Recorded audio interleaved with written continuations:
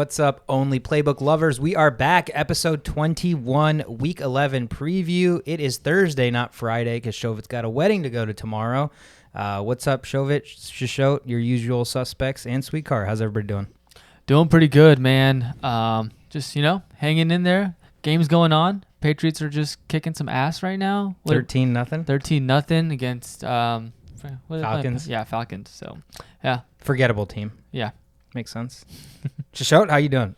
I'm good, man. Just chilling. Played some Madden yesterday. It's all football. Football's just taking over my life for a couple months. Won a tournament casually. Yeah, but it was only a 16-man tournament. So 16-man tournament, but gave up points against an average of 1.15 points. I can't even do the math because if you played 5 games, that's like literally shutting out 3 games and allowing 2 field goals or some shit. 2 field goals. So in 5 games. 2 things. 1, you need a stream account. Yeah. And you need to stream these games. Let's start streaming your Madden, man. 2, you need to make a Madden podcast of man. Let's sample size one day. Let's see how this Saturday tournament goes. There's like 326 people. And then sample size 5 games, but yeah. 5 games is a lot. One day. I did say sample size one day. One day, 5 games. Nonetheless, man, that's fucking impressive. Making moves, winning Madden tournaments. But appreciate you guys joining us again. Episode 21, week 11 is underway. They're in the third quarter, 13-0 Patriots already on the road against the Falcons. Want to jump into everything. Obviously, injuries. We have a big slate of games on Sunday and Monday, obviously, with Monday Night Football. We'll preview all of that, talk about a little bit about our survivor picks and everything else. So first things first, social media. Appreciate all the support. We're the Only Playbook everywhere. Instagram, TikTok, except Twitter, we're at Only Playbook. Apple, Google, Spotify, Anchor FM. Appreciate all the support. Appreciate all the love on the YouTube. Subscribe, like, tell your friends. Everybody that's interacted with us so far, given us any feedback, it is incredible. Yeah, right? let's do some more giveaways next week for like Thanksgiving stuff. Yeah, I like that. Yeah. Give out a turkey to the homeless. Oh, okay. Right. Thinking big. I like that. We'll come up with something. Yeah. I like that. Yeah, I've seen some people doing like tweet us a player that's going to go off this week. And if you follow us and like us and your player goes off, then you get something. Ooh. Oh, yeah. I kind of like that. Yeah. Okay. Everybody's going to be like Jonathan Taylor. Yeah, the same player, like but 7 you got to guys. like us and like and follow us. Yeah, I actually like that. Okay, no, we'll come to a collaboration and put it out on our Twitter at Only Playbook, so you guys will get all the deets. But it is the holiday season, which it's all about giving. And dude, I get so cheery around this time of year.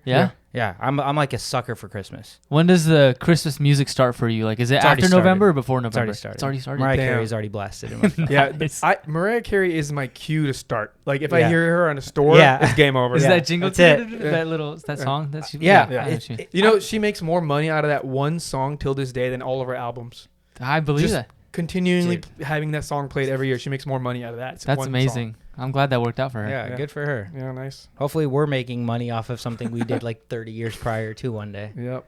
Royalties and residuals and shit. That's the life. Good for Mariah, but her song still kicks ass. I mean, I've never gotten sick of it. 30 years later, I still love it. Yeah, I mean, yeah. You get sick of it eventually during that time. Yeah. But then at that point, you're just so jolly and holly already. Exactly. It's like, all right, whatever. It's the jolliness, bro. It's like an aura. For me, it's the holliness. Holliness? Oh, man. Yeah. Holiness, holliness. Okay, fair. That's fair. Jolly holly Christmas. Oh, dude. I don't think that's how it goes, but it is. Have a jolly holly. Have a holly jolly. Holly jolly. Damn, all right. Okay. Christmas pod. We're not a Christmas pod, so it doesn't, whatever. But first things first, let's jump into injuries. Injury updates to show. What do we have on tap? I know, again, there's 2-3 days left, so. Yeah. So here's just some main points. The rest will, again, be on Twitter. So Kyler Murray, he looks good in practice. He's running around, scrambling, doing his little guy stuff. But there is a bye week coming up. So would that be smart to throw him out there when you're already that ahead in your standings? Yeah. And Hopkins is also he didn't practice again. So there's a higher chance of Hopkins not playing this game than Kyler Murray not playing this game. But we'll see how that goes. We're going to have to see how Kyler throws tomorrow and all that good stuff. Okay. Alex Collin, he has a groin injury and he did not practice last minute. I know that's not that big of news, but he is a starting running back for a Russell Wilson-led offense, so he might get a lot of touches. But if he doesn't play, then it's back to that stay away from this situation. The Homer and Dallases. Right, the Homers and then the Dallases and the Perrys. Or what's his name? Pennies. Pennies. Oh, God. Yeah, who's like, he's just I don't know. I'm Retire. not gonna. Yeah, it's Christmas time. I'm gonna be nice. That's true. I thought that Chris Carson may be coming back this week. But Yeah, Supposed to be. There's talks, but he's also having issues. It's a neck injury, so Okay. it's like one hit. Like he's off the IR, right? Right. So he's on that 21 day window period. After, so if he doesn't come back in the 21 day window, he's not playing for the rest of the year. Oh wow. That's how the 21 day window works for Okay, that's IRs. good to know. So They have to activate him. So we'll see what happens. That's going to be a tough one because it's a neck injury. That's a serious deal. Yeah, and again, you wonder with how much they, like, how much is he really turning that offense's corner for them to be like so trigger happy to activate him if it's super serious? You know, so I don't know. No, I agree. Justin Herbert showed up on the injury report today. He has the same injury as Jared Goff, the oblique strain. Could you guys guess why that's a big deal? Yeah, because your quarterback Right. returning. Every play you rotate, right? Even if you're handing off, you rotate. Even if you throw, you rotate. So there's a really good chance Justin Herbert will play through this, but there's not a good chance Goff actually did not practice. Justin Herbert was a full practice. So same injury, but different situations. We see the bitches. Elijah Mitchell, he didn't practice. So, if you got Wilson, you're looking pretty. If not, then I wouldn't start any other running back in this situation. Allen Robinson did not practice with his hammy with the resurgence. Well, not the resurgence. Of course, yeah. But the surgence of, what's this called? Fields. Yeah. And having that situation with Mooney. I think that's going to get elevated more. I feel bad for Allen Robinson. It finally feels like they're hitting a stride or Yeah. gaining some momentum, and Montgomery's back, and now Robinson with this shit. Yeah, that kind of sucks for him. And then Kadarius Toney and Galladay were not on the injury report. And Saquon was limited, time. right? So I think they might have their whole offense. It's like Slayton doesn't count. He's just like the fourth receiver at this point. But yeah, if Toney and Galladay are playing, those are dynamic players. Like they have the potential to be a dynamic duo. Maybe not this year, but maybe later down the road. I don't know, but they're back. So keep an eye out. If you have an open spot on your roster, maybe stash one of those guys. What are you gonna say? No, I was gonna say that even helps solidify more of your upset watch for the Giants on Monday night. If they got their entire weapon core back, Yeah, for sure. Gronk was a full practice, so that's nice. There you go. Yeah, so he might be. I don't like that actually. As an Evans owner, I hate that. Evans has only been viable catching touchdowns, and Gronk's going to take them all. True. Antonio Brown practiced as well, but now he's got that weird situation with the vaccination cards. Oh man! So you know what I think? I think he did do it. Yeah, I'm pretty sure he faked it. No, 100%. But I mean, they have lawyers, like they have the top lawyers out here, and they say it goes whatever they say goes. So. Yeah. They're going to try to like push this under the rug. The NFL actually just tweeted. They said that they looked into it and they found no irregularities. Here's the thing. There's certain checkpoints, right? NFL only has the results after the vaccine card was presented to the NFL, right? Yeah. Okay. So if it's a good enough fake, I mean, like, if it's an actual card, I'm sure it's like an actual vaccine card. It's not like a printed vaccine card. And they give them with the numbers. The only thing NFL can do is actually look up the numbers because the lot numbers, but that's a HIPAA rule. Right. You can't look into someone's medical stuff. So they can't get that information unless Antonio Brown approves it, which he's not going to. Because why? He's like, I got my vaccine. Just because my one guy's word of mouth, like in court, that's not going to pass. What does the chef know? Yeah. I know he knows how to cook, but he might not know how to cook that well because Antonio Brown didn't pay him. So I don't know. It's a whole deal. But at the end of the day, I don't think this affects anything. I think Antonio Brown should be on your lineups if he's a full go. He's starting for everybody. Kamara, he was at practice yesterday, limited, right? So we're like, oh, okay, it's not that big of a deal. And then he didn't practice today. So I think it flared up again. Something happened. So yeah, he's another game time decision, I'm sure, unless you hear something in the next few days. And then the last one of note, which isn't really of note, Rodgers did not practice. But at this point, I mean, it's a toe, and he's a quarterback. He's not a scrambler. He's gonna play. Like I'm starting him. I'm not worried about this situation. I'd have a hard time believing Rodgers wouldn't play in a big divisional game against the Vikings. Right. Because I mean, maybe because he knows like we have his number. That's true. Is he scared? But I don't know. You scared, bro? But yeah, that's the injury report, and then the rest will be on Twitter as the days go on. At Only Playbook. Yeah, I wonder if we can just buy this dude's Twitter account and get the back. Yeah, because like pissing me off. Right? Isn't that a little annoying? Like, yeah, we have because this we keep whole having to thing specify. Yeah, I think the only playbook is, I want to say, soccer related. Is it? Yeah. Man. Yeah. Football related. Football. Sorry, guys. We want football, not football. But okay, yeah, I appreciate the injuries. Well, again, at Only Playbook, we'll update you guys tomorrow on Friday, which is tomorrow is Friday, and then obviously on Saturday as well, leading up to game time on Sunday. next segment. Quick segment. Again, we try to change it up with this one just to keep you guys on your toes. This segment is going to be called Tail or Fade. I'm going to give you guys a bunch of list of random players. This is actually going to be running back edition, so they're all running backs for this week. Cool. Give you a name. Tell me if you're tailing them or fading them, which obviously is a betting terminology. If you're not familiar with that, tailing means you're following them, which means you think they'll do well. Fading means you're doing the opposite of what you think they're going to do, which means you think they're going to do bad. Okay. Right. Easy enough. Got it. Let's do it. Josh Jacobs. I am fading this guy. Okay.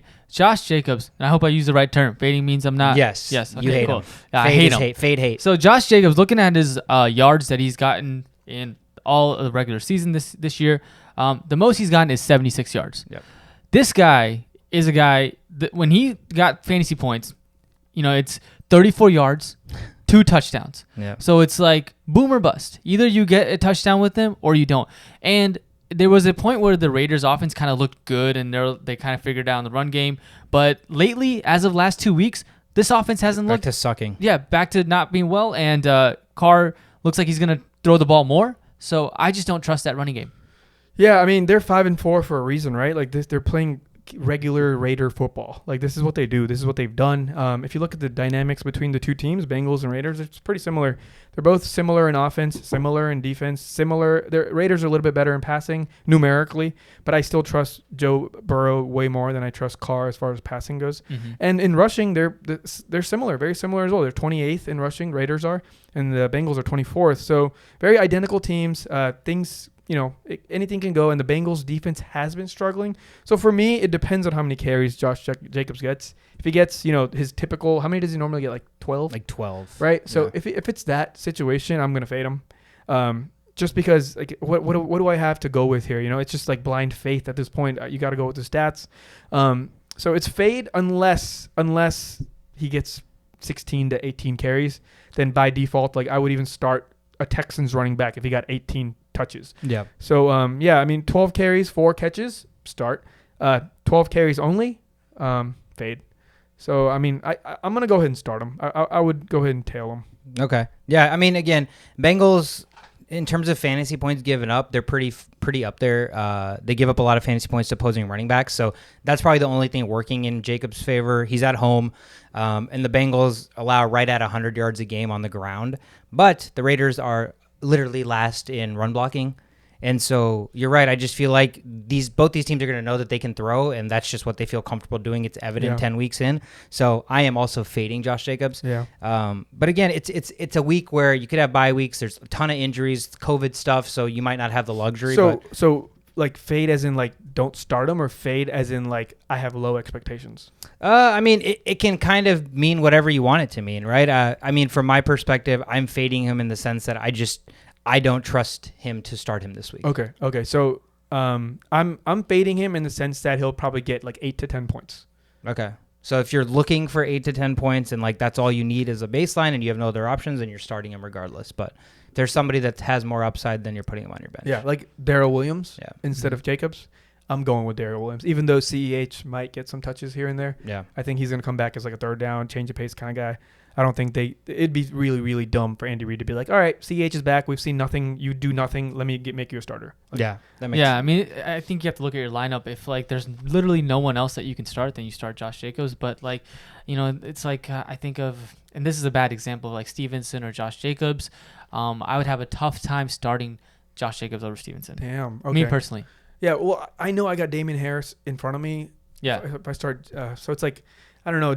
Jacobs is more of like he might get the goal line carries, and then Harris will get the goal line carries at this point. Yeah. Stevenson will not get the goal line carries if Harris is there, and Harris so far in this game they're trusting Harris to be the lead back, and Stevenson's doing his Stevenson thing.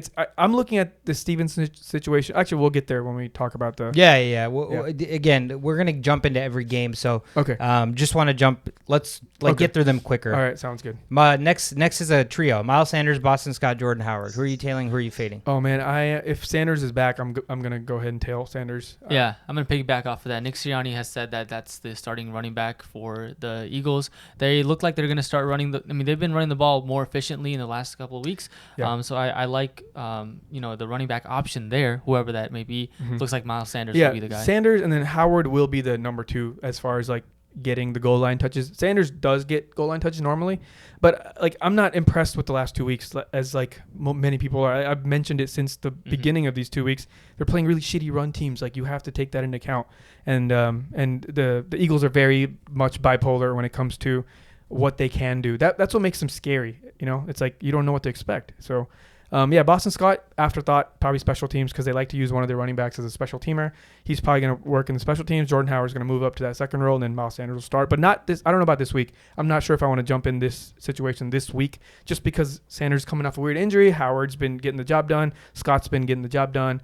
So maybe after this week, I'm so much more confident in Sanders. But until this week is over, I really don't want to touch any of these players. Yeah, the issue with these guys specifically for this week is, one, we don't know if Sanders will be back. Two, they're going up against the best run-stopping defense in the league. Right. So it's both teams attacking their strengths, which is identical. Philly runs the ball well, rushing for 144 yards on the ground. The Saints only give up 72 yards on the ground per game. So, which one's going to prevail is going to be the important thing to look at there. And I don't know, the Saints defense has been good, so maybe they make the Eagles throw a little bit more. For this week, I'm going to fade any of the running backs depending on who they start. But like you said, they seem hell-bent on getting the run established, and if he's come out and said Miles Sanders is the guy, then that means you absolutely start Miles Sanders.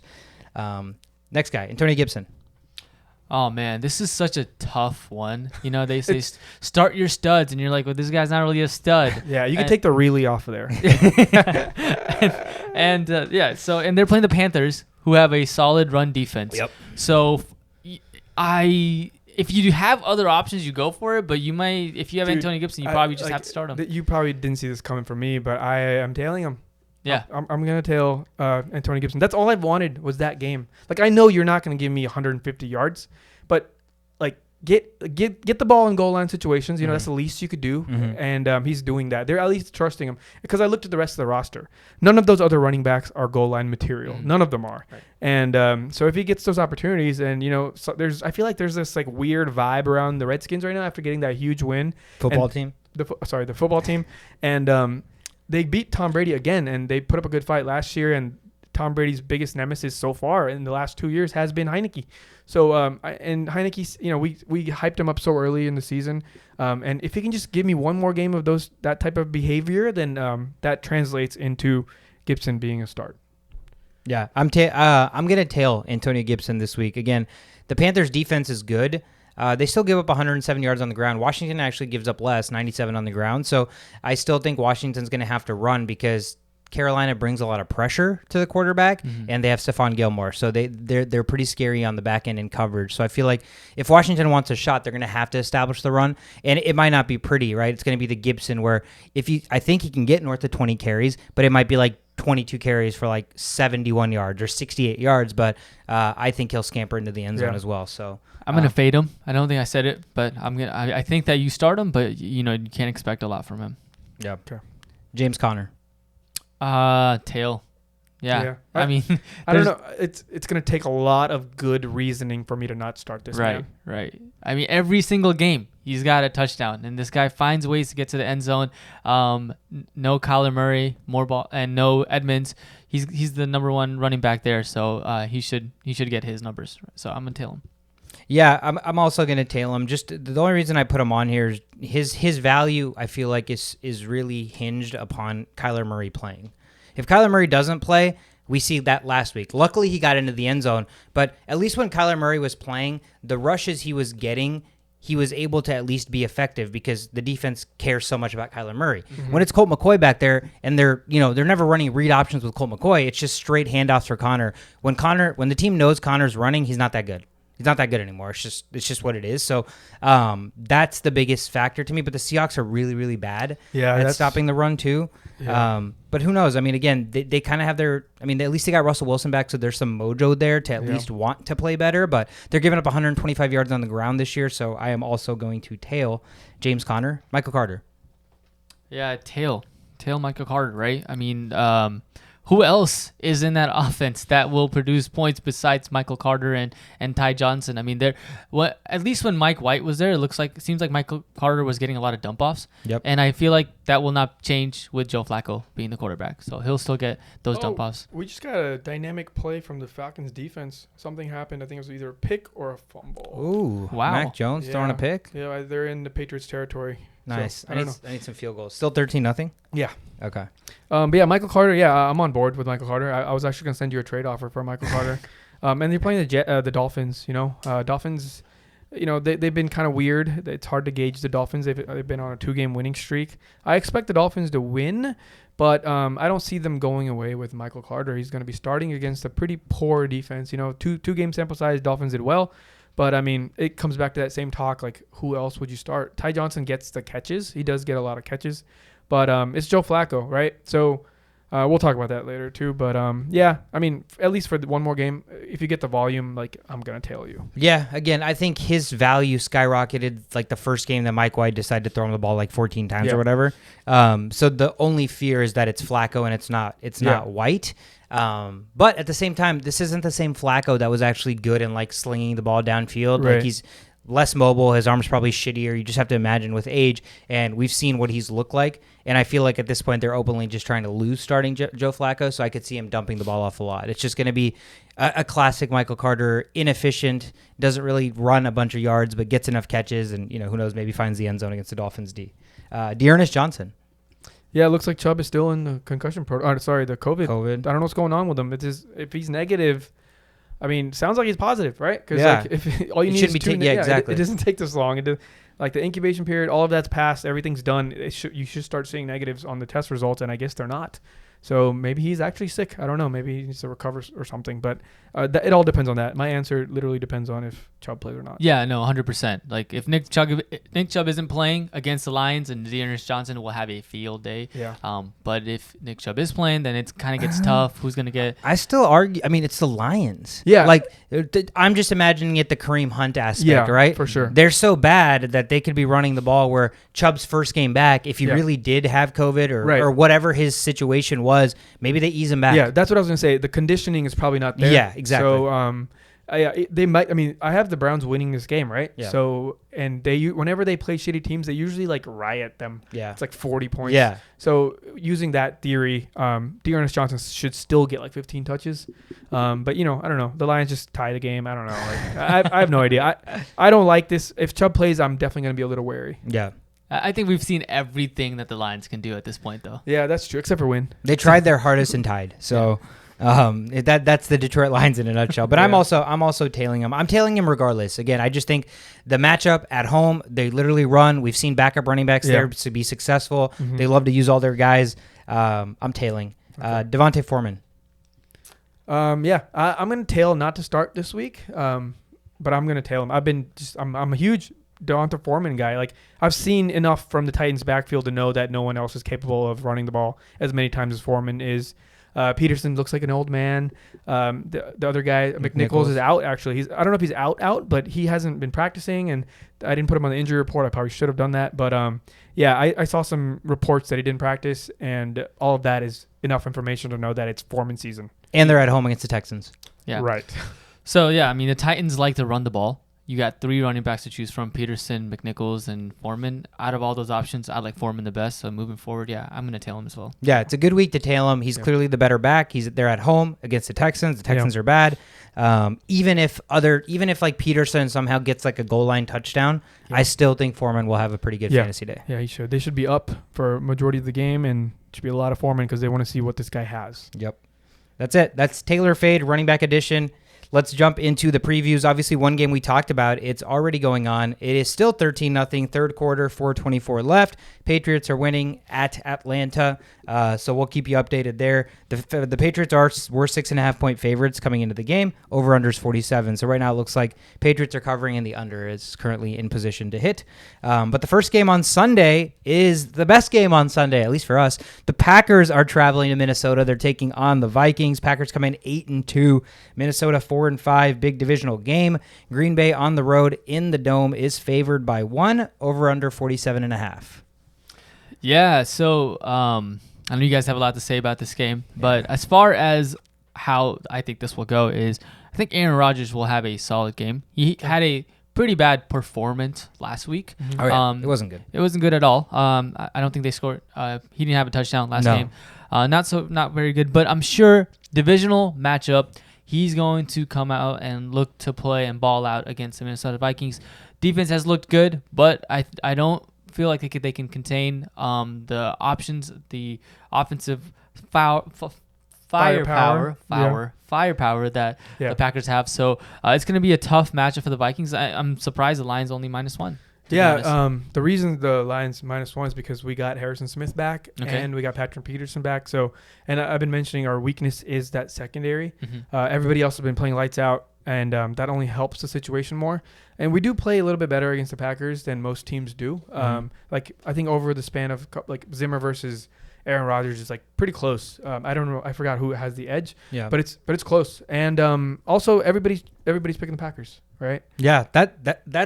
That's my biggest thing here. So you look at that line, shove it, and it jumps out at you immediately. 8-2 versus 4-5. Like we've seen all of the drawbacks that the Minnesota Vikings have, but we also know that the Minnesota Vikings aren't a 4-5 team. No. They're better than a 4-5 team. So look at it like this: if the Vikings had not missed that field goal and they somehow win that game in overtime against the Bengals, you're looking at 2 more wins, and that line is obviously going to shift more. So you're saying for like 2 plays, they got like 4 or 5 points in that spread.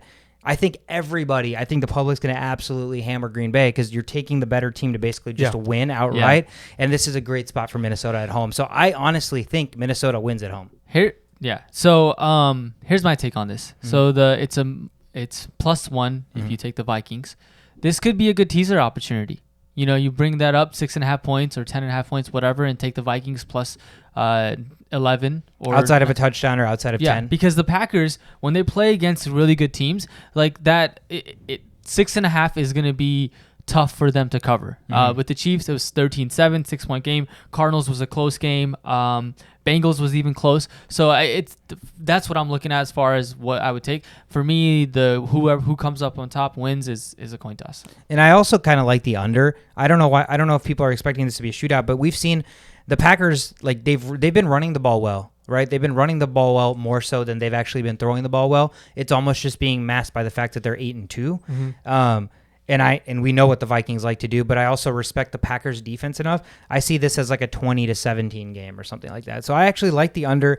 I do like Minnesota at home, which is oddly enough something for me to say, but I don't know. Again, we've talked about it. Zimmer plays Rodgers really, really well. And this is just, it's almost too easy of a pick to take the Packers. And that's why in my mind, I'm like fading it. Yeah, all of that makes sense. This is, I mean, like you mentioned, this is not what it looks like on paper. This game, being a Vikings fan, like I know exactly how big of a trap game this is. Exactly. And just having everybody back and us, you know, the Vikings have been playing well despite having anybody on defense. And we got our 2 best corners and safeties back. And that changes a lot because Patrick Peterson on Devonta Adams is a better option than miles better than anything else. Than Brashad Bieler and Cam Hansler. Right. So it helps. All of this helps. But yeah, I mean, I'm not going to, you know, last week I picked the Vikings because I was confident in the Vikings were going to win. I'm not as confident anymore just because, you know, it's the Packers. You know, they're not a joke. They're like the best team in the league. Yeah, they really are. They're the most complete team, and they haven't even had all their players. They keep losing players or, you know, whole receiving core, running backs out, quarterbacks out. Yep. So this is literally how the last 3 games went. Like they lost their receiving core, then lost a quarterback, and then they lost a running back. So like, but none of that mattered, right? So yeah, it's gonna be a close game. I'm not gonna like say who's gonna win or anything like that, but I will be very, very impressed. Sorry, I won't be as impressed if the Vikings win this because it's that close of a game for me. Yeah, as the line would say, -1. So it'll be interesting. Again, I think that's literally the first game on Sunday, and it's going to be on TV. And Minnesota needs that win badly. Yeah, I sent you guys the screenshot of where this game is televised, and like it's like 60% of the country is going to be watching this, and we have a really bad rep of like screwing up games that are live spotlight games. Spotlight games. So yeah, there's a lot going against us, but I mean it can't go on forever, right? Like we got to start winning at some point, and this team is one of the best teams we've had offensively in probably really ever since like the Randy Moss days. Yep. So there's enough firepower to beat the Packers. Yeah. Should be a good game. Divisional matchup again. We'll be keeping a close eye on that one. The next game on the board is the Colts. The Colts are traveling to Buffalo to take on the Bills. Buffalo 6-3. Colts come in at 500 at 5-5 after I think they rolled off 3 straight victories. Buffalo still is getting the edge at home, -7, over under at 50. Colts keeping this closer than the 7. I don't know. The 7 seems kind of big. 7 seems kind of tough, but the thing that the Bills are really good at is stopping the run. So, and then the thing that Colts are really good at is running the ball with Jonathan Taylor. Yeah. I almost think that it may come down to the fact that can Carson Wentz win a game for the Colts, and I would bet against that and say that he can't, and the Bills come out on top. I don't know if I would take the bet. Here's 2 stats that just ends this conversation. So the Colts have allowed 23 passing touchdowns this season. That's the most in the NFL, right? The Bills have allowed 6 passing touchdowns this season, the fewest in the NFL. And the Colts defense is bottom 3 in secondary play. So all of that put together, Josh Allen should have like a 40-point fantasy game. And I don't know if the Colts can keep up. Like I expect big points from Pittman, even though it's against the Bills secondary, they have to keep up, right? Mm-hmm. And they can't. This isn't going to be a big Jonathan Taylor day. This is going to be like if you're playing in daily fantasy football leagues, Jonathan Taylor might get in the end zone because they like to force feed him and all that. But I don't expect another 70-yard run by Jonathan Taylor this game. And he'll be expensive for daily because he's so good and the value's not there against the Bills. Exactly. I think this is just Josh Allen's going to have one of those Josh Allen days today or Sunday. Yeah, I mean, I agree. I think the secondary is going to be the toughest part for the Colts to, I guess, stop these receivers on the Buffalo Bills.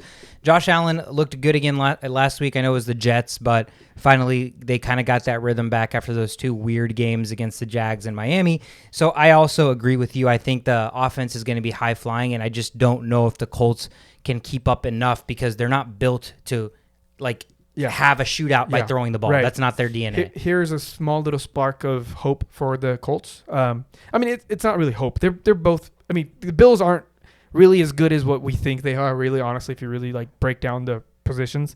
But here's a little spark of hope for the Colts. Buffalo has allowed a passer rating of 60.7 this season. Right? Mm-hmm. They're the only team to allow less than 75. So they don't allow quarterbacks to do anything. Okay. Wow. But Carson Wentz has now on the schedule that the Bills have had. Carson Wentz has a passer rating of 97.9, which is the highest passer rating among all the quarterbacks they have faced or they will face.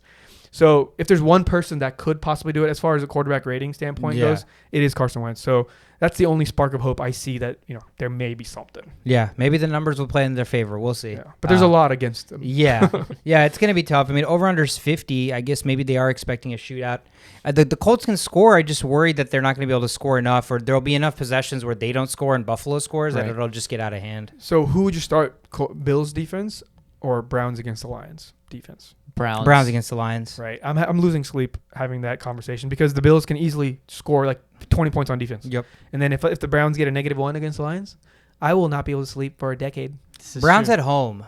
Browns at home against the Lions, bro. Lions offense is so bad. I know. It seems like such a straightforward decision, but it's to me, it's one of those where it is in my head, so I'm not going to be upset if I started the Browns because logically, why the fuck would you not? Yeah. And if they do bad, you're just like, well, that's the NFL. Yeah. If the Browns give me 5, I'm not worried about it, right? Yeah.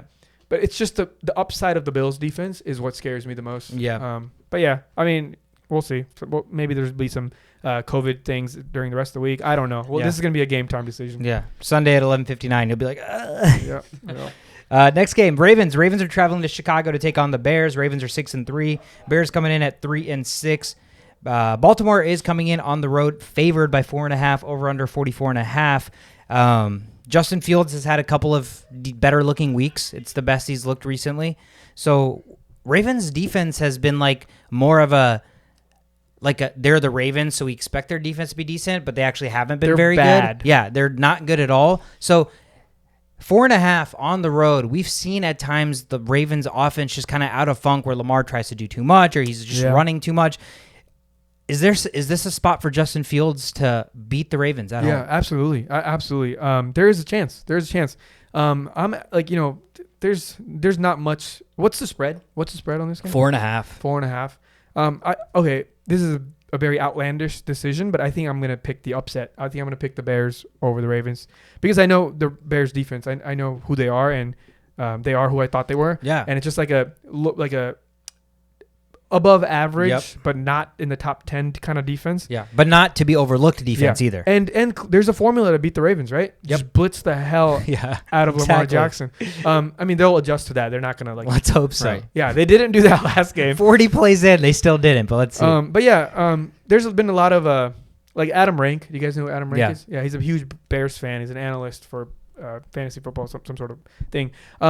He on live TV, he like made whoever the digital guy is. He's like, hey, pull up the Bears rest of the season schedule, and he's like, Bears are gonna make the playoffs.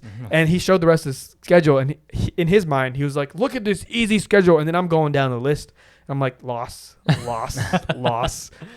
they play the Vikings twice, Yeah. and he called both of those Yeah. wins. So I'm like, Dumb. how do you have a job when Yeah. you say outlandish things He's just like that? sold Is he on you think he's a Justin Bears Fields. fan? He is a Bears fan. Oh, that makes sense. Huge homer. He's the biggest homer bias. How's that guy got a national media sports job? Right, Yeah. right. But yeah, So I don't know if you guys know this, but Lamar Jackson is also ill. Yeah, Not- non-COVID. non-COVID Random related. illness. yeah. What is that? Maybe Yeah. just like cold. We always forget. I feel like I always forget the fact that like I can get sick all the time, but like Yeah. I don't expect any of the NFL Yeah. players to just be sick. Right, but like they can transmit that stuff just like COVID, right? So Yeah. the protocols should still be the same. In just theory. just because you're Yeah, negative, yeah. but you're like drooling, like and like you know, like you Yeah. got a fever. You got snot all over your nose. Mike Tomlin looking ass. Yeah, Yeah, so that could definitely be in the favor for the Bears. I mean, if flat. Yeah, I mean, if Jackson's not in, Yeah, that changes everything. He's Right. the entire team. yeah. I mean, that's why this is an outlandish pick, right? Yeah. I still expect because Lamar Jackson's been pulling out wins, right? Yep. He's a stud. But I think the Bears kind of like Fields has a huge upside as well. He does. So Fields could there is a alternate universe where Fields has more fantasy points than Lamar Jackson this game. Yeah, I mean they don't look good, but I feel like they definitely bounce back from this Miami Dolphins game. Absolutely. You know, that was I want to say a fluke or maybe just bad planning. But look at all the games they've been down by like double digits. Yeah. They've had to crawl back almost every game. Like, Right. you know, so it's like it's not completely a fluke that they allowed this to happen, you know? Yeah.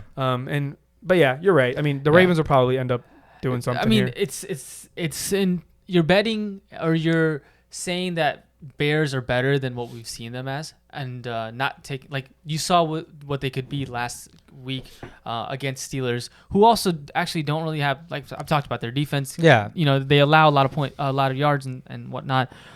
So it's betting that he could do this back to back.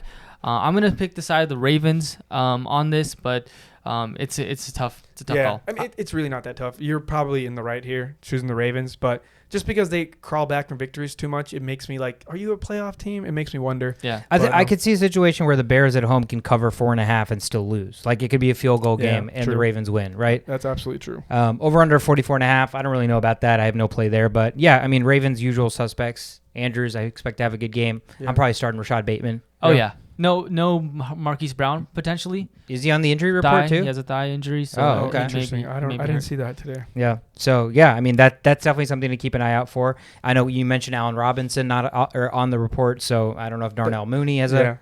I mean, he should, right? Yeah, Theoretically, in theory. against a bad defense, that's his only guy he likes to throw to. Cole Kmet Day. Yeah, Cole Kmet might have a good day. Oh, Yeah. Send me some trades for Cole Kmet. Show it.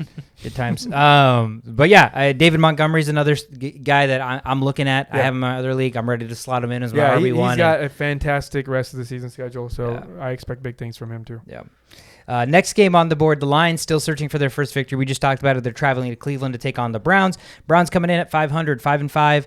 Lions are 0-8 and that one tie against the Steelers like last week. Cleveland comes in 11.5 point favorites, over under 43.5. God, the Lions just continue to be double-digit underdogs. It's like so disrespectful. But at the same time, they haven't won a game, so it's not. But I can't remember the last time I've seen the same team just continually be like double-digit underdogs. Like, they just like. I mean, what does that do to a team, right? Like, because people like as a team, as the Lions, there's probably people on the team that check bets that see lines that are like, oh, look at this, like look at these reporters again, another week where they think we're just straight poop, We suck. and it's like. I don't think internally as an organization, like the players are going to be like, yeah, we're bad. You know, like they're not going to say that. They're struggling. They haven't won yet, but they're probably still like, yeah, dude, we can still win our first game and stuff. So it's just like every week you come in like, another week. The Lions are probably projected to lose by 2 touchdowns or more. every week I want to take the money line. Like I'm like they can finally get it. You would have lost 9 weeks in a row. I would have lost 9 weeks in a row, including last week where they got a fucking tie, which is good. I mean, against the Steelers. But real quick, breaking news on that drive where they picked it off. I missed like a lot of that, but Matt Ryan just threw a pick. So oh my god, of course, yeah, Matt Ryan threw terrible pick. Yeah, wow, classic. Wonder if it was to Pitts. It was to Pitts. Okay, that makes sense. But what game were we talking about again? Browns Lions. Yeah. You've already faded the game too. Yeah. I'm gonna pick the Browns. I think we've seen all that we can see. I think the way the Lions win is if they find some sort of machine that like controls the weather and makes it all muggy and rainy like it was last week against the Steelers. Maybe then they have a chance. Give themselves a fair advantage. Give themselves a fair advantage. But I'm gonna pick the Browns here. Okay. Yeah. I mean, I just think with the Browns' formula for winning is exactly what the Lions will suck at, because if the Browns can control every clock possession, have long drives, and then capitalize in touchdowns by rushing the ball, all of a sudden it's like, okay, 8 minutes into the game, we're down 7-0, but the whole first quarter is done. Too much pressure on Jared Goff. I just think they're going to suck. Jared Goff might not even play. Yeah. I mean, oh my God, if he doesn't play, that's horrible. The Lions are the they're the 7th worst defense. But the Browns are the number 1 rushing team, and they've just ran over teams that aren't as bad as the Lions. So this is a pretty straightforward choice. The Browns are going to probably win this game. Yeah, 11.5. Again, there is a part that I'm very tempted to take the Lions at plus than 11.5 because I feel like they've been doing a good job of at least hanging tight recently. Yep. Baby steps. But I don't know. We'll see. Over under 43.5. I mean, there's a world where the Browns can put up 45 by themselves on this by just having like 3 or 4 big long runs for touchdowns. So defensive plays and all that stuff. Another lopsided matchup on paper. The Texans are 1-8 traveling to the Tennessee Titans. The Titans that, actually epitomize their entire name, the Titans. Like, they're actually the Titans of the NFL right now. 6 straight wins against really, really, really good competition. Now they finally get like their easiest game on the schedule. They're favored by 10.5 for the first time. Nice. Over under 44.5. Please tell me this isn't a spot where the Titans actually somehow lose and you're like, what the hell? 6 weeks of beating the best teams and all of a sudden you lose to the Texans. I might dabble in this money line. All right. Why does it feel so tempting to me as well? Because the Titans are weird. The Titans, you don't know what they're going to do. Yeah. Like they're winning, but they're winning very unconventionally. Like they're not winning with outright wins. They're just like, they're doing shit nobody else is doing. Like A.J. Brown had a terrible game. They won the game. And they just lost Derrick Henry. They won the game. It's just like they're finding ways to win. Right. And I think that the Texans are setting up themselves to make this game competitive. They're coming off a bye week, right? So you got Titans, Tyrod Taylor. You've got Tyrod Taylor. You've got Cooks. Yeah. So I think that this might be a good play for just money line and seeing what happens. Yeah. I mean, at the end of the day, we could do the math of all these double-digit dogs. If we just took every single one of them money line, as long as one of them hits, I feel like we almost would make money. We have to play the odds. I'm just not doing the Lions, though. Yeah. I don't know, man. I mean, do we really think they're just not going to win a single game? There's got to be one game they win, right? Yeah. No. Yeah, against the number 1 run defense. And think about this. Statistically, more than half of the season's already over, and they didn't win. So you lost no money trying to get them to win 10 weeks in. Mathematically, you're playing the odds of 7 more weeks, where as long as they win 1 more game, depending on the odds, you could cover yourself for the rest of the season. Could happen. Yeah. So in my biostats class, we do a lot of probability stuff. Yeah. So these are individual probabilities. So like each game is different. So like using that theory that like the games have already happened. Mm-hmm. So like that doesn't affect what could happen because each game is individual. But yeah, I just wanted to throw that out there. Yeah. It's like take it one game at a time, right? Yeah, that's basically how like as far as math goes, like it's basically that principle. All right, man. Cool. I never learned math, clearly. But yeah, I don't know. I feel like you just cool story bro'd him. Yeah, I mean, he almost like did the like he says something and I had no rebuttal to that. I'm like, I clearly Matt like he definitively told me that what I said was incorrect by definition. So I'm just like, yeah, you're probably right. But you are right that like you haven't won this far. Like the chances of you losing all of them are very, very slim. Like statistically, how many seasons has a team never won a game? Right? It's kind of what the last like team to do that was the Lions. But it doesn't happen every season. It doesn't even happen like every 5 seasons, right? So you just play the odds, is what I'm saying. Yeah. If there's a 50% chance of losing, you just do 0.5 to the power of 7, and that's the chance that they don't lose. Yeah. There you go. There you go. Game, so. We're a fucking math pod now all of a sudden. Fucking shit here. All right, then. The Dolphins are taking on the Jets. This is going to be a fun game because they both suck, but I like watching these matchups. 3-7 at 2-7. Dolphins probably going to be the biggest favorites they're going to be all year. They're 3.5-point favorites in New York. Over under 44.5. Joe Flacco starting. We talked about that a little bit. Yeah. Okay, to me, starting Joe Flacco literally just means you're willing to lose. Yeah, they're definitely willing to lose. How many other quarterbacks have like 2 good games, have 1 bad game, and you're automatically like, never mind, like you're done. We're not starting you. No. Okay, so this is what I think. Okay. So the reason they're starting Joe Flacco is because they need to find out what the rest of the team can do. So with Mike White at quarterback, you don't know the potential of your running backs. You don't know the potential of your wide receivers. You don't know what you're going to get because there's not enough data because Mike White's trash, right? With Joe Flacco, you can at least get a balanced offense. Like, he will do what the team will ask him to do. Mike White is more of like a, let me make some plays happen, right? So like that statistically, like you can't use that to evaluate your players because that's more on Mike White doing well. Versus Joe Flacco's probably going to just stand back there, get his reads down, throw it to the most open guy. And then they can use that data to be like, all right, looks like Michael Carter can do this and do that. And then they can like figure shit out. But that's just a theory. Yeah. They're probably just tanking. Yeah. I feel like that's a really optimistic and smart way to think about how they're actually that's what I would 3 do. steps ahead. Like, I need to know what my players can do. 100%. Like, we don't know how good Elijah Moore is because he doesn't get the volume with Mike White. But at least, hey, Joe, get in there and throw it to Elijah 15 times. Let's see what he can do, right? Or, hey, let's not just dump the ball off 7 times to Michael Carter. Let's at least have him run routes and see if he's capable of more. But you're right. They need to maximize the roster around the quarterback to know that if there's more acquisitions they need to make on their weapon core. So no, that actually makes a ton of sense. I just it's just how far we've come in 3 weeks where Mike White has like literally a come to Jesus moment. Who is this like super savior? Yeah, I'm the number 1 draft pick. I should have been the number 1 draft pick. He got me. I threw 4 picks and all of a sudden I'm benched for Joe Flacco a week later. So it's just like this roller coaster that's is wild. Absolutely wild. That's wild. Now this is gonna be a tough game for the Jets. The Miami is pressuring a league high at 35%. So Joe Flacco, look out because he's not very mobile. Yeah. So who would you guys think would win more, the Dolphins or the Browns? I think the Dolphins have a better chance. I'm more confident in picking the Dolphins this week to beat the Jets than I am in the Browns to beat the Lions. All right, survivor pick set. Wow, big brain move over there. Nice.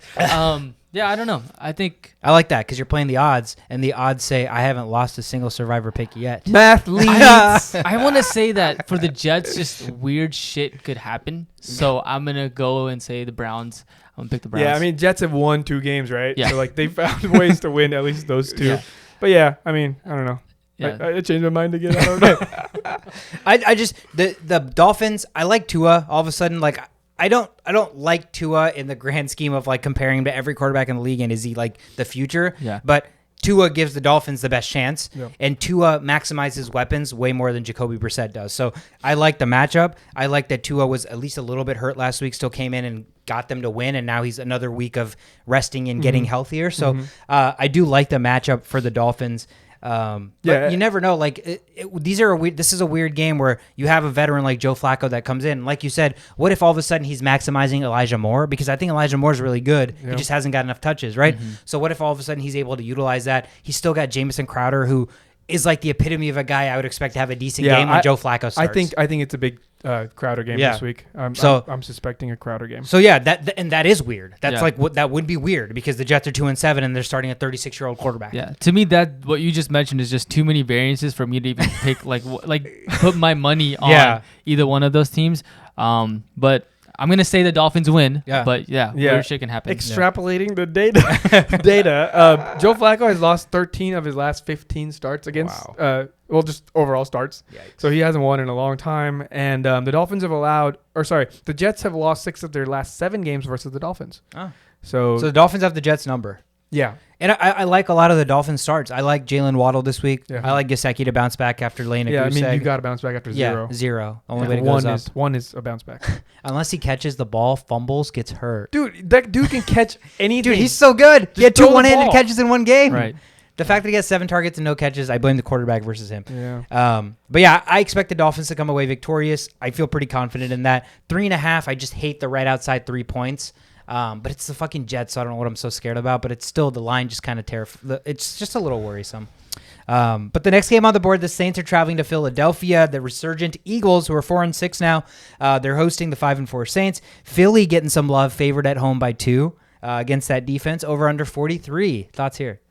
Yeah, I just feel like a lot of people are now kind of getting into this whole Eagles sort of, I don't know, bandwagon is the word, but just I know what you mean. Kind of hype, like just built the Yeah, the Eagles hype. I mean, it's all stemming from this like run game and Jalen Hurts being able to get the ball out accurately, and so they're putting up points.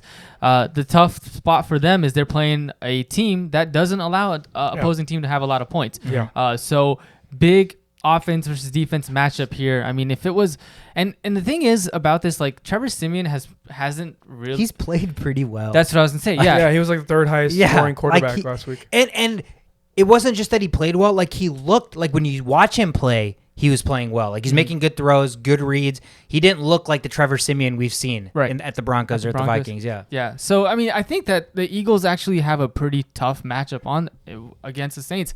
I would pick the Saints outright to win this game because of that defense. Yeah, I agree. I agree with that. But I'm choosing the Eagles. I think they're probably, this is like the craziest thing I've ever said, but I think they're like one of the most dangerous team in the league. They have a quarterback. I mean, I think he's elite. Like, it might be too early to say stuff like that, but I've seen enough from Jalen Hurts. Like, from a fantasy perspective, he's the only quarterback that's been in the top 10 every single week this year. Super consistent. Consistent. He can do both. He can run the ball. He can throw the ball, and he's accurate when he throws. He has stars everywhere, all over the field. Goddard is a little banged up. He's got a concussion, so that might be huge because that's their only big player, right? He's got a bunch of little dudes running around. Otherwise, Devontae Smith, Quez Watkins. Yeah. But yeah, I have faith in the Eagles' offense. As weird as that sounds, against a team like the Saints. And I think you don't know how to game plan for the Eagles at this point. Like, you know, if you could ask me, if you bring up a team, I could probably give you like a good enough game plan on what the other team will probably do. I don't know what the game plan is to the Eagles. Like, it's really hard to gauge what they will do. They love running the ball, and but then again, they just ran against really bad teams. I have to keep telling myself that because then I'll just get sucked into like the media. Like, they're not a good running team. They're not like, there's a reason they didn't run the ball for so long, and like, you know, they're gonna have to want to run the ball when they're gonna have to throw to set up the run going forward. They do have a really easy schedule moving forward, so they might be able to establish the run. But this game right here, you're not winning by doing run first. So it's gonna have to be Jalen Hurts. And I think with the sample size that we've seen with all the running, that's enough to do a lot of play actions, to move things here and there. And I think the Saints have been put into a really tough spot. Even though the Eagles aren't like top offenses or whatever, this spot that they've been put on is a very, very, very sketchy little, it's almost like a Cardinals offense kind of a situation that they're having to deal with. But you're right, Siemian, good enough start. This is a toss-up for me, but I think just to see if the Eagles are for real, they're going to have to win this game, and I think I kind of want to see that. Yeah, I'm absolutely with you. My only fear with this is, the Saints' run defense is really, really good, right? The Eagles have formulated a plan the last couple of weeks that running the ball is getting them victories. Before that, what were they doing? Not running the ball at all and putting all of the trust in Jalen Hurts. And yes, fantasy-wise, he was good, but they were losing a lot of games. A lot of their points were in garbage time. So my fear is this is a game script that's going to reflect that, where there's going to be a lot of pressure on Jalen Hurts to deliver. And it's going to be like he has to deliver for 4 quarters. Because the Saints will take advantage of any turnovers. Their defense is really good. If Kamara plays, obviously they have a running game. We talked about Siemian and how he's actually been like good enough, and it's almost like he could use a little bit of better weapons on the receiving core, to be honest. That's where I feel like they're actually lacking now. Like Siemian is adequate enough. Like, imagine if they had that number 1 in Michael Thomas, that would open up all the other guys and not put more pressure on them. So I want to see the Eagles prove me wrong, because like you said, we want to know if they're for real, and if they can beat a team that literally does the one thing that they do well so far in the last couple of weeks, they can overcome that and still win this game. And Jalen Hurts proves that, like, hey, I had to throw the ball here because we couldn't run, and I won by throwing the ball against you. Then that's freaking awesome. And all of a sudden, I fear the Eagles. Yeah. This is a big prove it game for sure. That's the only thing really. Everything's mainly on New Orleans side. Eagles are at home. That does change a little bit because those fans are like insane, nuts, throwing poop and shit. So yeah, I mean, this is a close game. I think whatever happens, it's not going to be Like I can see the Saints somehow blowing out the Eagles like defensively and all that, but I don't see the Eagles blowing out the Saints. I don't see that either. I see like a 26-17 score. Like I feel like even if the Saints, somebody just scored a touchdown. Yeah, it looks like a defensive touchdown. Patriots on the pick six. They're not getting the points. 16-0. So there's another field goal there too. How many do you need? I needed 4. I would have already had 4, but the Falcons missed made their field goal. Apparently got a 5-yard penalty and missed it. You might get a field goal here. He stepped out. Did he? Yeah. But did he pick it off and then step out? Yeah, it's a pick. Let's see. Caught it. 1 foot's down. 1 foot's down. 2nd foot's down. It's a catch. Okay. So if this puts him in field goal range, that'll be my 4th field goal. But you're right. Prove it game for the Eagles. On paper, they're going against a team that literally stops the one thing they've done well recently. So change up the game plan. Let's see what Jalen Hurts has. Prove me wrong. Prove it game. Be for real, because it'll be exciting if the Cowboys get some sort of pressure from somebody down here, right? They're not just coasting up there on top of that division. So another team in the division, the Washington football team, they're traveling to Carolina to take on the Panthers. All of a sudden, Cam Newton's back. McCaffrey's healthy. They have a different aura. They're back to 500. They're right in the hunt. And now they're taking on the Washington football team in Ron Rivera's return to Carolina, his former team. Mm-hmm. Carolina's favored at home by 3.5. All this respect, all of a sudden. 3.5 points at home. Over under sitting at 43. Talk to me.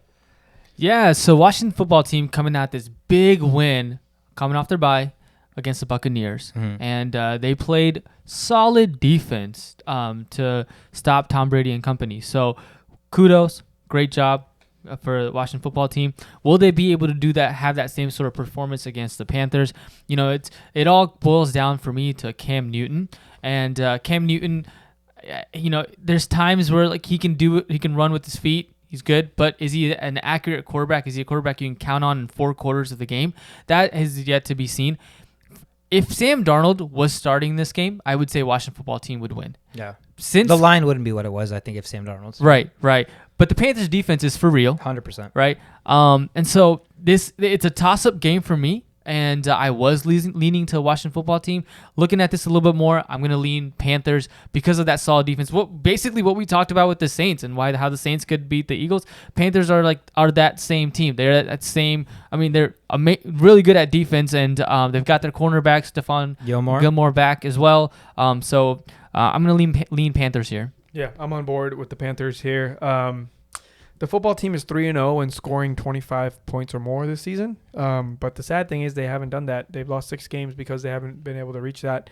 And I don't see Carolina allowing that many points, to be honest with you. They're only giving up 19.3 a game. Yeah, and it's not that hard to game plan against the football team. This is going to have to be Antonio Gibson Day, honestly, because that is it's going to be Gilmore on McLaurin, right? Mm-hmm. There's really nobody else. I don't know if Logan Thomas probably not going to play. ASJ is still hobbled and all that stuff. Dude. There's really no big targets there. So, all you have to do is shut down McLaurin, and that's it. Yeah. Right? And that's all she wrote. And then, so there's probably going to be a lot of McKissick, a lot of Gibson, and we'll see what those guys can do. Tell me which fantasy god I need to pray to get Gibson to be amazing, and I will do it.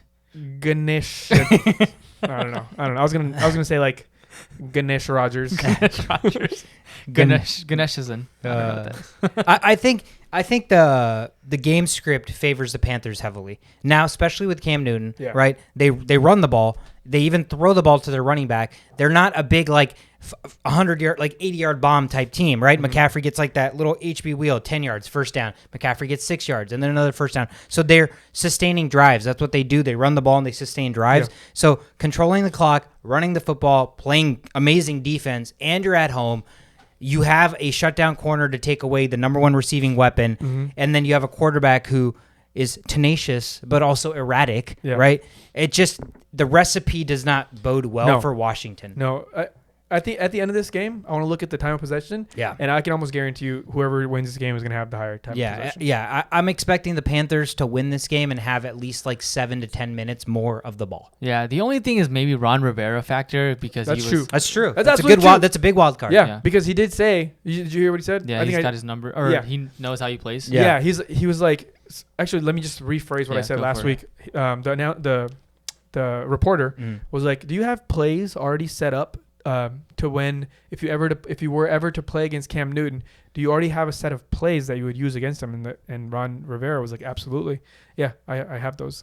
So he's ready. He's ready to shut down Cam, and Cam is not coming off of a big game. He's coming off of 2 games with like 2 touchdowns on like 2 possessions, kind of a thing. Yeah. So that's the X factor for me. Like, if Cam Newton plays well throwing the ball, and like if we see some flashes of old Cam, this game's done. Yep. If Cam doesn't do that, keep Washington football team in the game, and then we see some like Gibson stuff, like breaking 60 yards and stuff, then football team's gonna win this game. Yeah.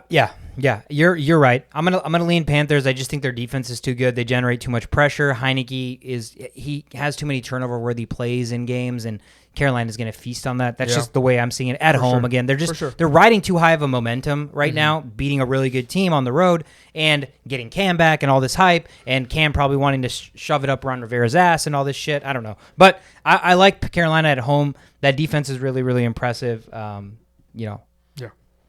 49ers. The 49ers are going to be traveling to Jacksonville. They're taking on the 2-7 Jaguars. 49ers coming off that romping of the Rams. They're 4-5 now. They're favored by 6.5 in Jacksonville. Over under at 45. 49ers on the road. Different team than 49ers at home. Oppositely this year, right? Because they hadn't won a game at home and then they beat the Rams. They've been a good road team this year. Yeah. So I like everything 49ers here. I think 49ers will be able to establish a solid run game against the Jaguars, and be able to just overcome basically the same script that they did last game is what they need to do with the Jaguars. And the Jaguars have no answer on offense. Yeah, exactly. There's nobody there that can. I mean, Arnold, whatever. Arnold's their best catcher. Yeah, is their best catcher. So James Robinson's there, but outside of them, like who from this Jaguars team is going to score touchdowns? And so I have 49ers. Winning this game. Yeah, if the 49ers don't win this game, then I don't know what to say. Because I picked the 49ers to beat the Rams, and now you get beat by the Jaguars. Like, where is your identity? Like, what are you going to do? But yeah, 49ers run the ball really, really well, and Garoppolo just doesn't have to make mistakes. Their defense is kind of waking up against the Jaguars, who just are good at running the ball. This is a sound victory for the 49ers from what I've gathered. Yeah, they're gaining a lot of momentum. Deebo Samuel looks like he literally actually cannot be stopped. Yeah. And Kittle's back. He's healthy. Yeah. They're running the ball well. Even if Elijah Mitchell doesn't play with that hand stuff, they're a plug-and-play type running back team. So I don't think that's necessarily going to matter. And, yeah, the Jags, like, what type of recipe can the Jags pull out to win this game? Like you said, Dan Arnold, is he going to have 3 touchdowns? Like, is James Robinson going to run all over the 49ers? Like, Trevor Lawrence finally going to have, like, a 300-yard, 3-touchdown game against the 49ers? None of those are something I see the Jags doing, especially this game. Mm-hmm. So it's going to be tough. I mean, they are at home, but 2-7, 49ers are 4-5, looking to get back to 500, and they actually look like they're still competing for a playoff spot, and the Jaguars aren't. So I expect that game to go that way. But the next game is the Bengals. The Bengals are traveling to Vegas to take on the Raiders. Both teams coming in at 5-4. Bengals are just favored by 1 point on the road, over under at 50.5. Battle of the borderline fake news teams. Yeah, battle of the old school Lions. Like both these teams just remind me of the Lions, like good old Lions. But yeah, I mean, like we talked about it earlier when we were talking about the players earlier. But these are like identical teams to me, like very much identical. So this could be anybody's game. I don't know. I really don't know what to look for. I have more faith on the Cincinnati Bengals than I have on the I almost said Oakland, but Las Vegas Raiders. Las Vegas Raiders, just based off of the last 2 games, they lost against the Eagles, and they lost against the Chiefs. The Bengals. They're a young team, and they have so many options on offense as far as Joe Mixon is concerned, Jamar Chase, Boyd. There's just so many people that when this team can figure out an offense, I feel like no other team can stop them. And so I feel like I'm gonna lean the Bengals just because the Raiders are not doing so well, and the Bengals have the ability to come up on top in this game. One thing that might make me want to lean Bengals as well is the Bengals have one thing that might make me want to lean Raiders is that the Bengals have lost their first game after the bye in each of the last 5 seasons. So they're not a team that comes after byes and like comes out slinging. They're just like confused. I don't know if anything's going to change, but you're right. Bengals are definitely, they have more firepower. Yeah. I think in all of those 5 seasons, they've also been really bad too. They've had really bad quarterbacks and not been a good team. So it's just Andy Dalton. Yeah. Who wasn't it Andy Dalton before? I think so. Yeah, but Andy Dalton left a while back, right? Was it a direct switch to Burrow after Burrow's Dalton? been there for 2 years, right? Yeah. So prior to Burrow, I don't know who are the Bengals quarterbacks. I don't remember them. I don't remember No, them really 'cause- having a ton of in between quarterbacks Yeah, there, but I could be wrong. I'm not. I don't know. But I do like the Bengals as well. Again, the Raiders have no identity. At least like some weeks the Raiders offense looks good, some weeks they don't. I feel like I still trust the Bengals offense to look good Yeah. despite their defense just being horrendous. Yeah. That's the only reason why the Raiders can stick around, and then we could have a fourth quarter Raiders snafu that typically the Raiders come out of nowhere in the fourth quarter. The Bengals defense has been bad. Yeah. How bad? They've allowed a season high points in each of the last 2 games. They allowed 34 points and 41 points. Yeah. So they're trending in the wrong direction. Exactly. So could be a shootout, 50.5 over under. Mhm. Yeah. Kind of thinking the over there. Over. Yeah. By the way, Andy Dalton is the answer. Was it? Yeah. It was Andy. That was like 9 straight seasons. 2010 to 2019. It's all Andy Dalton. Red and then Rifle. like AJ McCarron. And A.J. McCarron was there for a little Ryan bit. Finley a little bit, but Yeah. that's it. Okay. The next game on the board might be the marquee matchup of the week. The Dallas Cowboys are traveling to Arrowhead to take on the Kansas City Chiefs, who are back, baby. 6-4 now. Cowboys coming in at 7-2. Chiefs getting back to getting some respect. They're favored at home by 2.5. Over under 56. Cowboys on the road. Big over under there. Damn. Like, look at these numbers, okay? Cowboys are 2nd on offense, 9th on defense, 5th in passing, 7th in rushing, right? Wow. The Chiefs are number 1 in offense, number 1 in passing, 12th in rushing, and 30th in defense. So, like, they're favored with having the third worst defense in the league. Like, that says a lot about that offense. Yep. And they finally were played mistake-free. You mentioned that there were opportunities for turnovers, but it didn't happen, and that's all they needed, right? Yep. It was turnover-free Exactly. football. The downside is the Cowboys like to get turnovers. So it all depends on that. If the Chiefs play mistake-free football, they're going to win. If the Chiefs let Dallas stick around, what's up, and all that good stuff, Dallas has a good enough offense, the next best offense after the Chiefs, that, they also have a good chance of winning this game. Yeah, I feel like the Cowboys are the better team overall Yeah. here. Yeah, more complete. I mean, you just mentioned they're last or 30th in defense. So the Cowboys, the more complete team, they've got their work cut out with them, given that the Chiefs' offense is so good. But I'm going to still lean Cowboys, but it's a toss-up game. I'm just gonna lean Cowboys here. The matchup to me on paper is how are the Chiefs defense going to fare against that offense, right? They're going to have to generate some stops because, like we said, the Cowboys are they're opportunistic on the defensive end, so I don't expect them to just like completely shut out the Chiefs. The Chiefs should get theirs, but the Cowboys should also get theirs. But the Cowboys, in theory, should have an easier time scoring, right? Yeah. So if they get out ahead and then the Chiefs are playing from behind, and then that's when Mahomes has more turnover-worthy plays. That's where Trayvon Diggs gets opportunistic, gets his interceptions. The game script could flow that way. But yeah, on paper, more complete team, Dallas Cowboys. You know what I feel like? I'm sure someone's made this reference before. Sorry, but hold on. I'm totally cutting you off. Yeah, go for it. But Mac Jones just QB sneaked it on 3rd and 1 and didn't get it, so it's 4th and 1. Are they going to kick a field goal and go up 19-0 and basically win, or are they going to try to go for this? Because to kick a field goal, then I win my bet. If they go for this, I'm screwed. Yeah, there's no timeouts. Nope. And it's a 2-minute warning. It's a 2-minute warning. If What would you do? What do you do here? I'm going for it if it's Madden. So, but if you kick a field goal, Yeah. 16 becomes 19. That's automatically 3 scores. Yeah, I that's mean, game you don't. over. But then you don't get your. If you get it, then your defense doesn't have to get on the field, and you can just kneel the ball and then get game that's over. also true. So, Yeah, and it's just 1 yard, right? Yeah. I can't get 1 yard on the Falcons. Just Yeah. don't get it, man. Just kick it. Just kick the field goal. I mean, either way they win. Yeah. No. So when I see a team that's like really good on offense Mhm. and like really bad on defense, Mm. the analogy I think of is like I'm sure someone's already made this.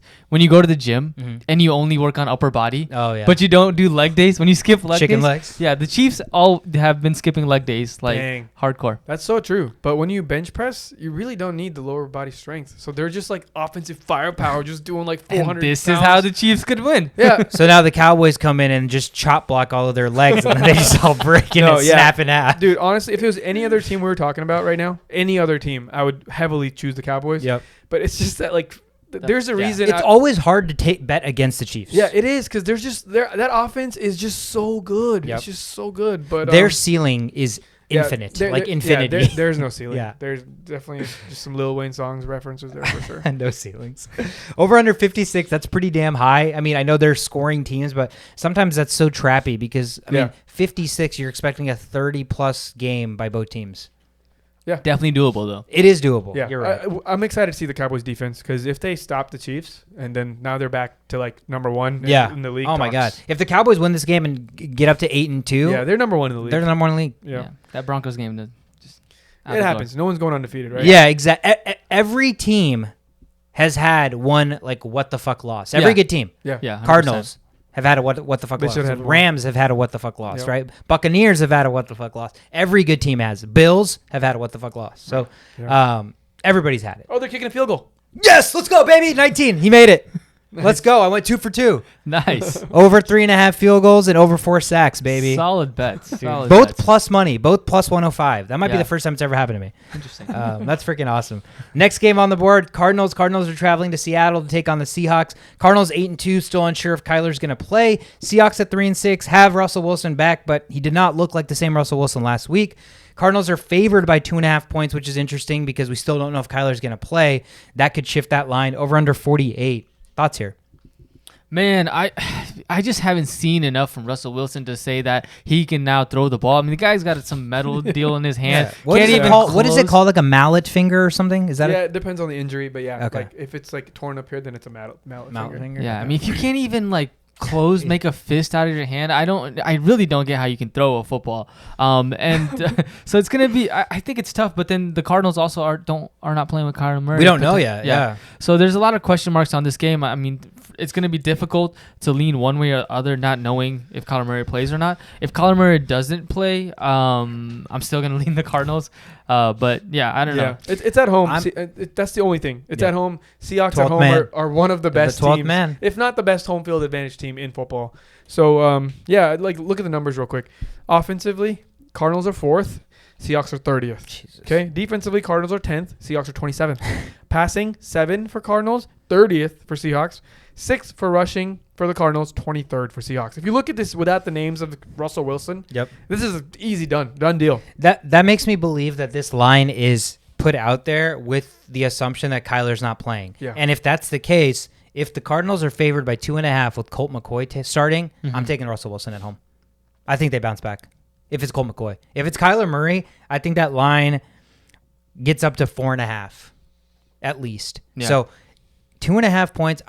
We saw Colt McCoy last week. I know that the Panthers defense is really, really good, but if the Seahawks lose this game, at some point, at what point are you like, okay, Russell Wilson, let's just rest you and let this finger rest and we'll see you next year. Yeah, but that's the thing. That's a downside of these players that think they can do it all. Yeah. You know, like this mentality is They're, it inhuman. helps in getting to the playoffs and Mindset, stuff. sure, it helps, but yeah. It helps, but it's also detriment to their health at this point. Like he's crazy. Russell Wilson's insane. Like he's so good that he's gonna have a bounce back game. I just kind of feel it. Same. But is his ability, his body gonna let him? Yeah. That's the question. Yeah. He's got to prove it if he wants to, make a better free agency market and come to the Steelers next year. Oh my he's God. got to prove nothing to nobody. Dude, oh my God, is he a free agent after this year? Wow, I just got super horny thinking about that. The possibility of Russell Wilson in purple. Don't do this to me. Oh my God, that would You be mean insane. yellow and black? Black and yellow. Well, black and yellow, just black and yellow for sure. Yeah, yellow for sure. There we go. Let's come to an agreement. He'll be wearing yellow next season. So then we get Kirk Cousins. I will gladly take that. There you go. All right, let me make a phone call. You take Kirk, we'll take Russell. It's a done deal. No, he could work for you guys. But the amount of times Sweecar and me that we've drafted Russell Wilson on our team. Oh my Just God. it's like we're juggling Aaron Rodgers and Russell Wilson. That's been like the same fantasy quarterbacks we've had for the last 7 years. Yeah. Man, Solid. to have that on your actual team. But yeah, you're right. That's my biggest thing is I think the line 2.5 is reflecting the fact that Kyler's not going to play. If that's the case, Seahawks at home, tough place to play. Yes, Russell's limited, but dude, it's still Russell Wilson at home, 12th man, and you're a dog. There's certain players how I always choose the Chiefs because of Patrick Mahomes. Yeah. You can't just looking at the stats, you can't be exactly. Seahawks are done just because of Russell Wilson. Yeah, that's the biggest thing. But takes us into Sunday night. Speaking of the Steelers, they're traveling to the Chargers in LA. Steelers are 5-3-1. Chargers have dropped to 5-4 after losing 2 or 3 straight. Chargers are still favored by 6 points at home, over under 47. I'm assuming this line is reflective of the fact that they don't expect Big Ben to play. On another note, somehow the Patriots kicked a field goal, and then Josh Rosen came in, first play, threw a pick 6. Nice. The Patriots, how many points? Does anybody start the Patriots defense this week? Yeah, Riaz did. Dude, they got to have 20 plus. They Wow. scored a touchdown too. Yeah, they just got Just a pick now. 6. Just now? Yeah, they kicked a I field just goal. turned the phone off. They brought in Josh Rosen to the backup to Matt Ryan, and he threw a pick 6. Dang it, dude. I need him to lose. Talk to me, Shovit. Steelers on the road. Yeah. So first thing, injuries is the biggest thing here. They're piling up. Yeah, they're piling up. Ryan. Minka Fitzpatrick. Yeah. Hayden didn't practice. Kevin Dotson. Obviously, you talked about Big Ben. Big Ben, I think, may still play. It's not fully confirmed yet if Big Ben plays. His or is still not. the COVID thing, right? It's not an injury. His is still COVID related, and then Claypool was limited in practice. So, there's just a lot of question marks on this team, and then you're playing against Chargers offense, who you've seen signs of really good at times. So this is going to be a very, very tough matchup for the Steelers. Steelers have actually a tough match for the rest of the season. I mean, I don't think we're ever going to be favored from here on out till the end of the season. Really? Yeah, I think it's going to be it's tough. Yeah, they have the toughest schedule yeah. going forward. And we've seen what Steelers what we did last year, right? Mm-hmm. So towards we started 11-0 and then lost 4 straight. So, Big Ben's not getting any younger, unfortunately. So it's going to be a tough matchup. The good thing is Chargers' run defense isn't very good. So if we can establish the run and then have some sort of play action, and then a lot of so I'm in the side that Mason Rudolph is not the answer, but he's getting the benefit of the doubt from some people because of the weather and the rain and things of that sort. Boo. Yeah. Here's a fun fact favoring Russell or Mason Rudolph. So Mason Rudolph was ranked the 13th best quarterback last week, right? Big Ben so far this year hasn't been more than 13th best. So that game by Mason Rudolph was better than every game Big Ben has had so far. I mean, if Big Ben was playing against the Lions, I'm sure he would also have Yeah. those numbers. I don't know. Against the I don't worst know. pass defense. In I mean, the you did NFL. mention the rain and stuff. I don't know what would have happened, Mhm. but I mean, Big Ben. We saw the game. Big Ben would have made a lot of those. Those. Yeah, there were so touchdowns. many throws that we knew Big Ben was capable of making. So, I don't know. I think if Big Ben plays, for some reason, I still lean the Steelers because the Chargers just have imploded. They haven't shown me enough. Their defense is just completely not capable of stopping anybody. Najee Harris could have 200 yards. Yeah, that's the thing. That's they're gonna play Browns football. The Steelers are gonna play Browns football. Just run the ball, play good defense, and then they're gonna win. Mike Williams, actually, I saw this tweet the other day. Can you? Okay, I'm gonna tell you 3 players that have more points than Mike Williams. Over the last 4 weeks. I bet I could guess them. How? They're outlandish players, right? Yeah, I mean, that makes sense. I guess I can't guess them, but I wish there was a way we could turn this into a game because, I know how piss poor Mike Williams has been. One of them played quarterback last year, but he doesn't play quarterback anymore. What? One of them is a former Viking, and one of them is Cordero really Patterson? fast. No. Well, obviously. Yeah, Cordero obviously he's Patterson. that way better. So, Kendall Hinton has more points than Mike Williams over the last 4 weeks. Tajay Sharp has more points than Mike Williams. God. And Marquise Goodwin has more points. Yeah, all right. So Mike Williams dropping Mike Williams. No. Trade low, I guess. I can't get any. I get trash for Mike Williams at this point. I just don't understand. I don't get it either, dude. There's so much upside there, and he doesn't get enough targets. What happened? He got 12, 13 targets, and now it's 6. So I was listening to the Vikings podcast today, and they talked about obviously the Vikings-Chargers matchup, right? And they dug into some Chargers stats. We have this perception that the Chargers are this high-flying offense, and Justin Herbert airs the ball downfield and all this shit, right? That's the perception. Right. Justin Herbert is the 4th or 5th lowest in terms of depth per throw in the league, and he's next to guys like Kirk Cousins and Big Ben. So depth per throw meaning how far every his average throw is, right? So most of them are underneath or dump offs or Eckler or 5 yards. He is literally bottom 4, and it's next to Big Ben, which we've talked about Big Ben's incapability to go downfield. But we have this perception that the Chargers are this high-flying offense. It's because of those 2 games where he gave us 40 fantasy points. Yep. So you're stuck just looking at the good things. I forgot what kind of bias that is, affirmation bias or something like that. I forgot the term. But the ceiling was no other quarterback has given you 240 point games, right? So you see the upside, and you're just playing the upside every week, and then you just get hurt because of that. Yeah. So, strong chance for Steelers to win is what I'm hearing from you guys. I mean, I don't see how they wouldn't win unless because the thing is, the Chargers still have that offense. That upside is still there. Yes. It hasn't gone anywhere. It's just and the Steelers are just fucking riddled with injuries on the defensive side. Yeah. And Big Ben is actually injured as well. That's another reason why he hasn't come back so early because he was out for COVID. They're okay, he's got a bunch of injuries, so they're let's just let you just kind of fix everything and then come back. So I think this kind of overall helps the Steelers. If Big Ben doesn't play, I think they still have a good chance of winning. Again, run the ball. Anybody can run the ball against Chargers. That's and the then formula. play good defense, which you already have. So like, what's the line on this game? 6. Chargers favored by 6 at home. I will take the Steelers. +6. I like Pittsburgh +6. If the line stays 6 Oh with wait, Big Ben. timeout. Minka is out, right? Yeah. Minka's out. Yeah, game over. I'm out. Minka and Joe Hayden. Are they out or are they just hurt right They now? didn't practice. Yeah, I don't think Minka's playing. I don't Yeah. think he's playing. Yeah, it's gonna be tough, man. And we've already talked about their I'm pretty sure TJ Watt's also hurt. TJ Watt did have a hip and knee injury. Yep. Yeah, was he like? I wonder if he's a full practice. No, didn't practice. Didn't practice. Yeah, so that's another even a bigger name left. Yeah. Okay. Yeah. All change of plans. Yeah. I get why. If the line all those guys obviously don't play, then I don't know how the Steelers win, especially with Mason Rudolph. Yeah. Then it's a problem. Then I could see the Chargers putting up like 45. Yeah. It could happen. But that's Sunday night. So there is some time for these injuries to hopefully come to fruition and recover. Monday night ends with the Giants. The Giants are traveling to Tampa Bay to take on the Buccaneers. Tom Brady, back when he was a Patriot, his old nemesis, the Giants with Eli Manning. Obviously, different teams, different places. Giants coming in at 3-6. Tampa Bay is favored by 11 points at home after that stunning loss to the football team last week by 10. Over under 49.5. We just talked about the Giants slowly getting everybody back to health. They've been the team that we talked about, tries hard every week. Daniel Jones surprisingly been pretty good. 11 points seems like a really, really big number for Tampa Bay, whose defense has struggled to stop the pass. And offense has struggled to score points. I don't know. If Antonio Brown plays, whole different story. And Gronk is also back too, right? So they might just bring their offense back and just overpower the Giants. But yeah, I mean, Brady's like historically kind of biggest team that he sucks against is the Giants. Yeah. But yeah, I mean, that's not Eli Manning. It's Daniel Jones. I don't know, man. It's easy to say Buccaneers, but the way Tom Brady's played the last 2 weeks, he doesn't look like the Tom Brady we know. So I don't know. Yeah, I'm gonna lean Giants here. Actually, +11 or money line? The safe answer is obviously +11. But I mean, if you're feeling bold ballsy enough, then you can just sprinkle a little bit on the Giants because it is a Monday night game, and you've seen how primetime games kind of go this year, and so.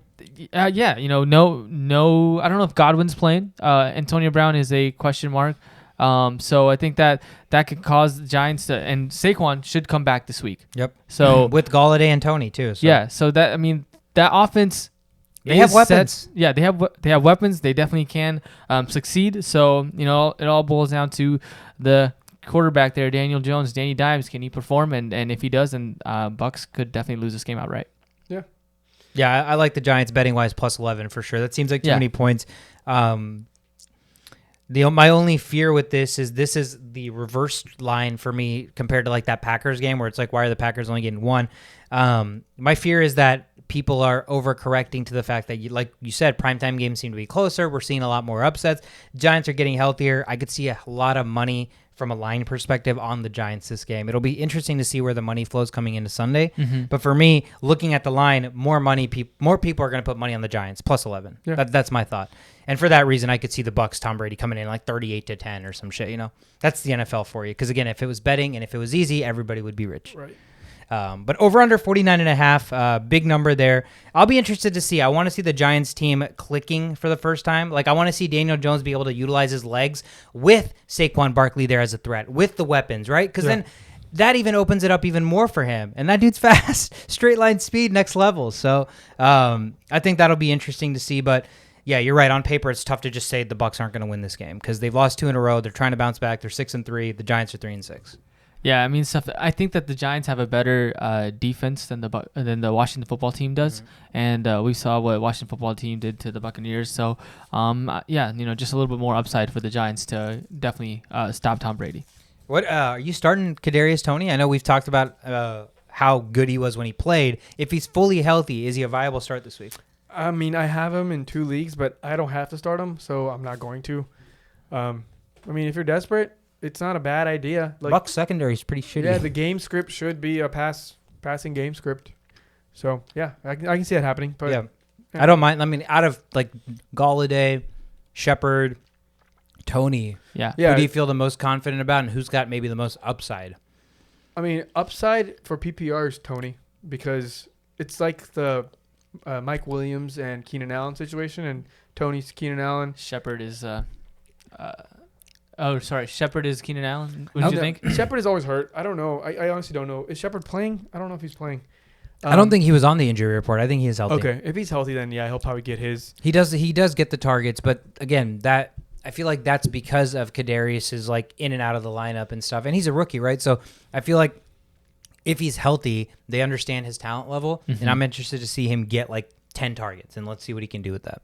Yeah, the one time he did get over that, he blew up. Crushed it. So. Yeah, but we've seen in the beginning of the season when Daniel Jones was just looking at Sterling Shepard and Sterling Shepard only. The PPR points were crazy for Sterling. Yeah, he had 20 points week 1. He had 9 targets, 10 targets, and then he kind of got hurt. Yeah. And then when he came back, he had 14 targets. And then, but the last game, the Chiefs game, he only got 7 targets, even though 7 is still only, but that's still a pretty high number for like a random. That's 7 without Tony and Galladay. Oh, okay. So and then Evan Ingram's making this like weird resurgence. God, Evan Ingram. So yeah, I think I'm gonna wait one game to see what they're all about. Yeah. So because then they play Miami in the future. They play the Chargers. They play that's some pretty Chicago, good. Washington. Maybe some trade options for some Giants players. They got some pretty easy schedule moving Possibly. forward. But that's the last game. That's Monday Night Football. That wraps up Week 11 preview. Last thing we want to do, obviously, is Survivor Picks. Survivor Picks, 10 weeks in. I'm leading the way, still 10-0, looking for my first loss. Hopefully don't find it. Shashot second, you're 8-2. Shovit, you're 5-5. I went first last week, so Shashot, you're first. Yeah, I'm going to go Browns over the Lions. Ooh, okay. Playing these mind games all fucking episode, I see. God damn it. So then you take it. Shove it. What's your next one? Yeah. This is tough. Wow, man. This week, man. Let me tell you. There are some weird matchups, man. I kind of want to go balls to the wall here. Yeah, I'm gonna take the 49ers. If I haven't like already. There you go. Now you got the Dolphins option there. Since you're so big on the Dolphins. Yeah. Okay. Put my money where my mouth is. I'm go. taking Miami at New York. Let's fucking go, Tua. I'm taking the Dolphins this week. Yeah. The Jets have screwed me and Sauce both at some point in the season. Why didn't you tell me that before I said that? I mean, you can retract it. No. Why are we even making this like this is a hard decision? No, it's not. I'm taking Miami. So Miami at the Jets. You're taking the Browns at home against the Lions, and you are taking the 49ers at Jacksonville. So those are our Survivor picks for Week 11. That wraps it up. Anything else you guys want to add? I'm just waiting for our Thanksgiving episode. I kind of want to dress up as a turkey. I kind of want to like bring some Thanksgiving food here and eat it while we episode. Yeah, we can do that. What if we go live during like some Thanksgiving time? Be like, yo, I'm not touching the turkey because it has tryptophan and that makes you sleepy. Yeah, it does. But I mean, that was the most random thing I've ever heard in a while, man. Like, all that math talk, we like, brought some science in. What is going on?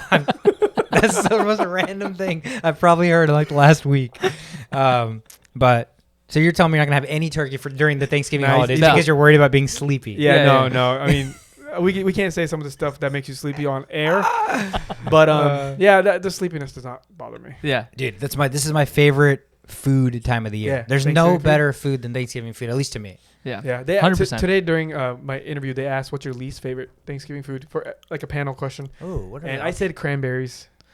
Yeah. But I like Cranberry cranberries. sauce. Yeah, I still like it. Yeah, but the thing is, like, I was pushed against the wall. Like, what am I supposed to say? I like all the other ones. Yeah, there's nothing I don't like. Thanksgiving's like my favorite. I love the green bean casserole. I love the candy yams. Candied yams, the marshmallows in the sweet potatoes. Oh my right? God! Yeah, mashed potatoes, all the usual suspects: corn, Green turkey, bean, gravy, potatoes, stuffing. You name it. Yeah, it's gonna be a good episode. We're gonna come up with some sort of giveaway for the holidays, obviously Thanksgiving, and then with Christmas around the corner, we're gonna be just giving out presents. So thank you so much for the support. That wraps up this episode. We're the Only Playbook. We will see you guys on Monday.